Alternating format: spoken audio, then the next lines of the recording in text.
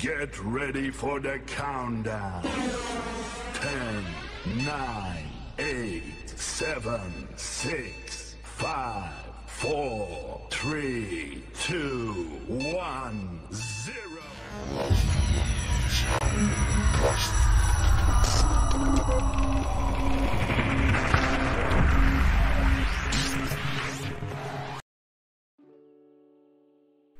Assalamualaikum warahmatullahi wabarakatuh. Perkenalkan, saya Farida Tukurnia dari kelompok 1 dengan kelas Hukum Etika Bisnis C. Saya ditemani oleh 3 teman saya, yaitu Ismi Amalia Fajrin, Agung Wahyudi, dan Jelita Meranani. Di sini saya akan mempresentasikan tentang peranan hukum perikatan dan perjanjian. Pertama, saya akan menjelaskan pengertian dari hukum perikatan dan perjanjian. Perikatan itu adalah suatu perhubungan hukum antara dua orang berdasarkan yang mana pihak satu menuntut pihak lain dan pihak lain tersebut berkewajiban untuk memenuhi tuntutan itu. Sedangkan perjanjian suatu peristiwa di mana dua orang berjanji atau dua orang tersebut berjanji untuk melakukan suatu hal. Selanjutnya, syarat-syarat sah perjanjian. Syarat-syarat sah perjanjian ada 4. Yang pertama yaitu suatu kesepakatan untuk mengekang diri. Yang kedua, kecakapan mereka untuk melakukan suatu perbuatan. Yang ketiga, suatu sebab pokok persoalan tertentu. Yang keempat, suatu sebab yang tidak terlarang. Dua syarat pertama itu merupakan syarat subjektif, di mana ada unsur kesepakatan. Dan dua syarat terakhir itu merupakan syarat objektif, di mana ada unsur kecakapan. Selanjutnya akan dijelaskan oleh teman saya, Agung Wahyudi. Selanjutnya, macam-macam perjanjian. Perjanjian ada 3. Yang pertama adalah perjanjian untuk memberikan sesuatu. Perjanjian ini merupakan perjanjian yang harus dilakukan satu pihak atau kedua belah pihak yang diwajibkan untuk memberikan sesuatu, yaitu bisa berupa barang, uang, maupun yang lainnya. Yang kedua adalah perjanjian untuk melakukan sesuatu. Perjanjian ini terjadi jika satu pihak atau yang lainnya diharuskan atau diwajibkan untuk melakukan sesuatu. Pada umumnya, hal tersebut dilakukan sesuai kemampuannya. Yang terakhir adalah perjanjian untuk tidak melakukan atau tidak berbuat sesuatu. Perjanjian ini merupakan perjanjian yang terjadi ketika salah satu pihak akan berjanji ke pihak lainnya untuk tidak melakukan sesuatu atas permintaan pihak yang lainnya. Macam-macam perikatan. Menurut Sugiyarti tahun 2016, ada beberapa macam perikatan. Yang pertama adalah perikatan bersyarat. Perikatan bersyarat merupakan perikatan yang digantungkan pada suatu peristiwa yang akan datang dan juga belum tentu akan terjadi. Perikatan bersyarat juga didefinisikan sebagai perikatan yang lahir atau batalnya suatu peristiwa tertentu. Perikatan bersyarat dibagi menjadi 2. Yang pertama, perikatan dengan syarat tangguh.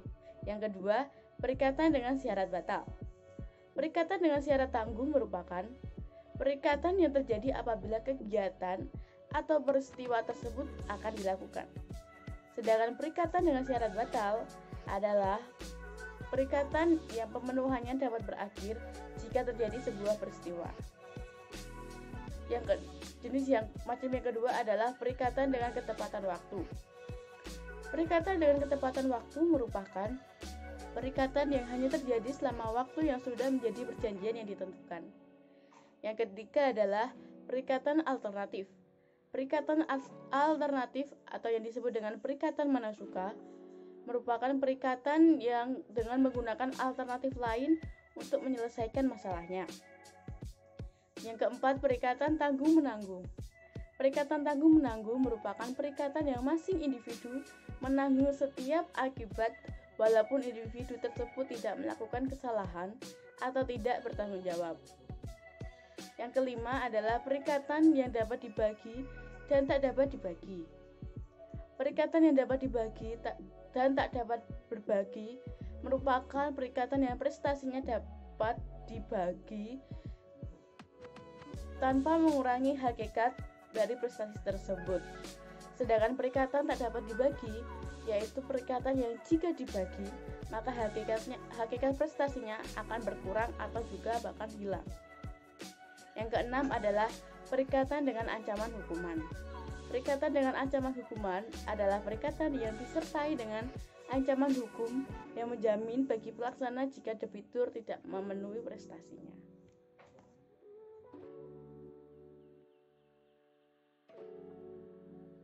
Selanjutnya saya akan menjelaskan tentang perbuatan melawan hukum. Perbuatan melawan hukum diatur dalam pasal 1365 KUH Perdata yang menyatakan bahwa tiap perbuatan yang melanggar hukum dan memberi kerugian kepada orang lain maka mewajibkan orang yang bersalah tersebut untuk menggantikan kerugian yang ditimbulkan. Jadi, pihak yang merasa dirugikan dapat membuat gugatan ke pengadilan atas dasar perbuatan melawan hukum yang dilakukan pihak lain. Unsur-unsur perbuatan melawan hukum. Pertama, adanya perbuatan melawan hukum yang dilakukan pihak tertentu seperti melanggar perjanjian kontrak kerjasama. Yang kedua, adanya kesalahan. Kesalahan ini bisa karena kesengajaan atau kelalaian. Yang ketiga, adanya kerugian. Perbuatan melawan hukum dapat menyebabkan kerugian pada pihak lain, baik kerugian secara material atau imaterial. Dan yang keempat, adanya hubungan kausalitas atau hubungan sebab akibat antara perbuatan yang dilakukan dengan kerugian yang ditimbulkan. Selanjutnya tentang keadaan memaksa atau force majeure. Force majeure ini merupakan suatu keadaan di mana tidak terlaksananya perjanjian antara dua pihak karena hal-hal yang tidak terduga sehingga peristiwa di luar dugaan atau adanya kerugian tidak dapat dihindari. Bentuk force majeure. Yang pertama, bentuk force majeure secara umum yang berkaitan dengan keadaan iklim, cuaca, atau bencana alam, kebakaran, dan tindak kejahatan seperti pencurian. Yang kedua, bentuk force majeure secara khusus berupa kebijakan pemerintah seperti perundang-undangan. Jenis-jenis force majeure berdasarkan hukum perdata. Pertama, bersifat mutlak absolut, yang mana para pihak yang bekerja sama tidak dapat melaksanakan hak dan kewajibannya karena terjadi peristiwa bencana banjir, longsor, gempa bumi yang merupakan kehendak Tuhan. Yang kedua, tidak bersifat mutlak relatif karena adanya kemungkinan untuk melaksanakan hak dan kewajiban. Dan yang ketiga, ketentuan pemerintah dalam peraturan perundang-undangan.